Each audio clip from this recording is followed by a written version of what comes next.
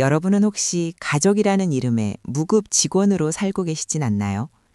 아침 눈을 뜨자마자 날아오는 자녀들의 카톡, 엄마 이것 좀 해줘, 어머니 이것 좀 부탁해요. 우리는 평생 누군가에게 필요한 사람이 되기 위해 최선을 다해왔습니다. 착한 엄마, 헌신적인 할머니, 거절하지 않는 아내. 하지만 누군가를 향해 내뱉은 그 수많은 응 알았어가 정작 나 자신에게는 얼마나 아픈 외면이었는지 생각해 보신 적 있나요? 오늘 사연은 어느 날 갑자기 가족 단톡방에 사직서를 던진 한 어머니의 이야기입니다. 이 이야기가 끝날 때쯤 여러분은 타인을 향한 무조건적인 예스를 멈추고 나 자신을 향한 우아한 선을 긋는 법을 배우게 되실 겁니다. 길잡이와 함께 당신의 이름을 찾는 여정을 시작해 보시죠. 이제 당신이 빛날 차례입니다. 안녕하세요. 결혼 36년 차 주부입니다. 남들은 제 나이면 이제 좀 여유가 생긴다고 하더라고요. 애들 대학 보내고 취직시키고 결혼까지 시키면 그제야 한숨 돌린다고요. 그래서 저도 내심 기대했습니다.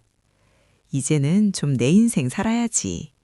남편이랑 기차 타고 바다도 보러 다니고 친구들이랑 점심 먹고 문화센터도 다니고 노후 준비도 차근차근 하고. 그런데요, 인생이 생각처럼 흘러가지 않더라고요. 애들 인생 2막의 외주업체 신세로 다시 시작되었죠. 우리 집엔 아들이 하나, 딸이 하나 있습니다. 둘 다 멀쩡하게 대학 나왔고 딸은 직장 다니고 아들은 결혼해서 애까지 하나 낳았습니다. 겉으로 보면 다 컸죠. 누가 보면 저도 이제 은퇴한 엄마인 줄 알 겁니다. 하지만 현실의 저는 아직도 현역입니다. 그것도 초과 근무 중인 무급 직원입니다. 제 하루는 알람보다 카톡으로 시작합니다. 아침에 일어나자마자 딸한테 카톡이 옵니다. 엄마, 나 오늘 늦잠 잤어. 세탁기 돌려놓은 거 있는데 퇴근 전에 우리 집 좀 들러서 널어주면 안 돼? 그리고 며느리에게 톡이 옵니다. 어머니, 죄송한데 오늘 어린이집 하원 한 번만 부탁드려도 될까요? 아들도 안부 인사 절대 빠지지 않아요. 엄마, 혹시 반찬 남는 거 있어? 이번 주 너무 바빠서 장을 못 봤어. 8시도 전에 바쁜 하루가 시작됩니다. 남편이 옆에서 한마디 합니다. 여보, 우리 집이 쿠팡이야? 왜 다 새벽 배송을 원해?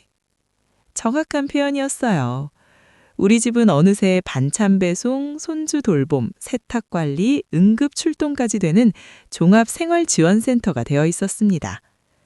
애들 입장에서는 다 잠깐만 시간을 내서 도와달라는 건데 저한테는 그 잠깐이 한 번은 3시간이고 한 번은 반나절이고 한 번은 제 하루 전체였습니다. 한 달 전엔 이런 일도 있었습니다. 제가 큰맘 먹고 문화센터에 도자기 수업을 등록했거든요. 드디어 저도 뭔가를 배워보겠다고 앞치마까지 새로 사고 얼마나 설레는지 모릅니다. 첫 수업날 아침 아들에게 전화가 왔어요. 엄마, 지호가 새벽부터 열이 나 병원 좀 같이 가주면 안 돼? 그 말을 듣는데 입으로는 알겠다가 나가는데 마음속에서는 제 도자기 물레가 산산이 깨지더라고요. 그래도 손주가 아프다는데 어쩌겠어요. 달려갔죠. 병원 다녀오고 약 타오고 손주 달래고 죽 끓여놓고 오니 문화센터 첫 수업은 이미 끝났습니다. 정신없는 하루를 보내고 오니 멍해지더군요. 저녁에는 딸이 전화해서 말하더라고요. 엄마, 나 이번 주말 소개팅인데 뭐 입을지 모르겠어. 쇼핑 좀 같이 가주면 안 돼? 저는 순간 궁금했어요. 내가 딸엄마인지 퍼스널 스타일리스트인지. 그 와중에 아들은 또 말합니다. 엄마, 지호가 할머니가 해준 것만 제일 잘 먹더라. 결국 손주 다 낳을 때까지 아들 집으로 매일 출근했죠.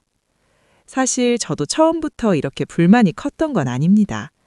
애들이 힘들다는데, 사는 게 팍팍하다는데 도와줄 수 있을 때 도와주는 게 부모 마음이잖아요. 문제는 그게 한두 번이 아니라 생활 방식이 되어버렸다는 겁니다. 애들은 무슨 일만 생기면 제일 먼저 저를 찾았습니다. 은행보다 먼저, 친구보다 먼저, 남편보다 먼저. 그러다 보니 저도 어느 순간부터 내 일정을 세울 때 먼저 제 약속을 보는 게 아니라 애들 일정부터 확인하고 있더라고요. 이번 주말은 손주 봐야 하나? 다음 주는 김치 가져다 줘야 하나? 월말엔 딸 이사 청소 도와줘야 하나? 그러다 문득 이런 생각이 들었습니다. 내 인생은 대체 언제 시작하지? 이 질문이 제 가슴에 꼭 박힌 날이 있었습니다. 제 생일이었어요. 거창한 건 아니고 남편이랑 점심으로 갈비탕 한 그릇 먹고 근처 수목원이라도 걸으려고 했습니다. 오랜만에 립스틱도 바르고 남편도 한껏 멋을 내면서 외출 준비를 하고 있었는데 그런데 오전 10시에 딸한테 전화가 왔어요. 엄마, 미안한데 내 택배 좀 받아줄 수 있어? 오늘 꼭 받아야 돼. 아들은 계속 카톡을 해댔죠. 엄마, 오늘 지호 좀 2시간만 봐주면 안 돼? 우리 부부가 둘 다 볼 일이 생겨서. 제 생일날 저는 갈비탕 대신 손주 분유를 탔고 수목원 대신 아들 집 거실을 서성였습니다. 저녁 무렵 집에 돌아오니 식탁 위에 남편이 작은 케이크 하나를 올려놨더라고요. 남편이 케이크 상자를 툭 치면서 말했습니다. 여보, 생일 축하해. 근데 당신은 생일에도 출장 갔다 왔네? 그 말에 제가 빵 터졌어요. 출장, 맞네요. 저는 엄마가 아니라 가족회사 파견직이었던 겁니다. 웃다가 갑자기 목이 외더라고요. 남편이 가만히 보더니 아주 조용히 말했습니다. 여보, 애들 도와주는 건 좋은데 당신 인생이 자꾸 뒤로 밀리는 건 안 좋은 것 같아. 그날 밤 잠이 안 왔습니다. 곰곰이 생각해보니 애들이 나쁜 아이들은 아니었어요. 다만 제가 늘 괜찮다고 했고 늘 해줬고 늘 기다려줬으니 애들도 그게 가능한 줄 알았던 거죠. 제가 만든 습관이기도 했습니다. 다음 날 아침 저는 난생 처음으로 가족 단톡방에 공지를 올렸습니다. 엄마센터 운영시간 안내드립니다. 평일 오전 10시부터 오후 5시까지, 주말 및 공휴일 휴무, 긴급상황 제외 당일 요청은 접수 불가, 반찬 서비스는 주 1회, 손주 돌봄은 사전 예약 바랍니다. 엄마도 병원 가고 수업 가고 놀러 갑니다. 글 올릴 때도 엄청 망설였어요. 애들이 마음 상하진 않을까 싶어서요. 회사에 사직서 내는 기분이었습니다. 제일 먼저 딸이 답장을 보냈습니다. 엄마, 장난 아니지? 그 다음 아들이 보냈습니다. 엄마, 삐졌어? 저는 딱 한 줄 썼습니다. 삐진 게 아니라 이제 나도 좀 살려고.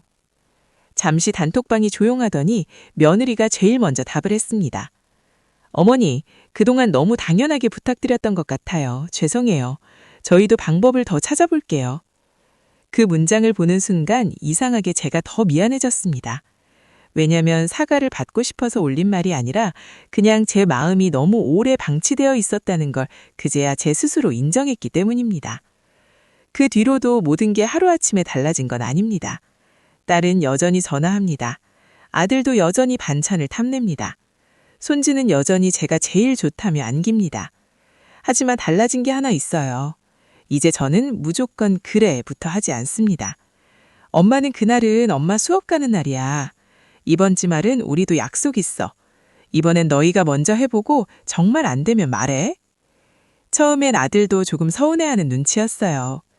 그런데 신기하게도요, 사람이 절실해지면 다 하더라고요. 아들은 도시락도 싸기 시작했고, 딸은 택배 시간을 바꾸는 법을 배웠고, 며느리는 동네 공동 육아 품앗이를 알아봤습니다. 그리고 저는 드디어 그토록 가고 싶었던 도자기 수업에 다시 등록했습니다. 첫날 선생님이 그러시더군요. 처음이세요? 뭘 만들어 보고 싶으세요? 저도 모르게 대답했습니다. 그릇이요. 근데 좀 단단한 걸로요. 말하고 나서 혼자 웃었어요. 생각해보니 제가 만들고 싶었던 건 도자기 그릇만이 아니었던 것 같아요. 쉽게 휘둘리지 않는 마음, 너무 많이 퍼주고도 비워지지 않는 생활, 사랑하되 나를 잃지 않는 거리. 어쩌면 저는 그걸 만들고 싶었던 거겠죠. 얼마 전에 남편이랑 진짜로 기차를 타고 바다를 보러 다녀왔습니다.